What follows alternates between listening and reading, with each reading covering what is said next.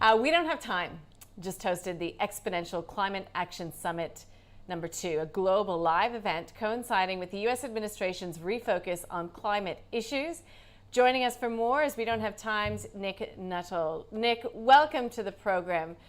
So the clock is ticking on global warming and climate change. What are you inspired by coming from this climate summit? What is disappointing? Yeah, it was kind of interesting because the people around the world are always looking at the big question of whether indeed the financial sector, which is going to be the engine of driving whether we actually achieve our climate goals around the world, whether the financial sector is generally shifting into a green area or whether it's still pretty much sitting on the fence. And I think what was exciting about yesterday was listening to a guy called Lord Nicholas Stern, who's at the Grantham Institute in the UK, one of the great climate economists, you might say. And he was absolutely clear that in the last literally 3 years, he believes that the markets, the central banks, the finance ministers around the world, and generally the financial sector generally, has now tipped into the urgency of investing in this transformation of the global economy towards a greener state. Yeah. So you find maybe compared with a few years ago, politicians have stopped actually just talking and they're finally focused on action, maybe excluding Australia, and that'll be the next question. Yeah, the next question can always be Australia, yes. I mean, well, we've been through, 4 years in the United States of a federal administration, in a sense, rejecting the concept of climate change and the urgency of doing something. Although, of course, in the United States, it was many states like California and many businesses were actually stepping up to the mark. But I think generally, if you look around the world and you look at even the finance ministers of governments, I mean, they've come into the game right now. They were pretty much on the sidelines. It was the environment ministries, maybe the foreign affairs ministries that were pushing the arguments to actual climate change. But again, you can see that, many finance ministers now engaging on this topic, perhaps because they have seen, as many others believe now, that actually fighting climate change, being more resource efficient, getting out of fossil fuels is actually the growth story of this century. This is what this century is going to be about. So in terms of like you've been dealing with the higher echelons of how to deal with it, coming down to the investor level, and even what can we do on the weekend? This has to be a groundswell from the ground up if you are frustrated with your politicians. So what can investors do to help get that push and rattle that cage at the top?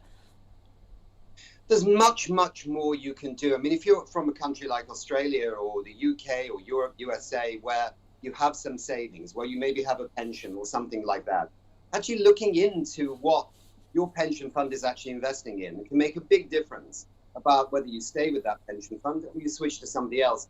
There are more options now as an individual to actually, green your investments than there's ever been. And let's look at the number of, say, crowdfunding platforms now where you can invest in solar or wind power, for example.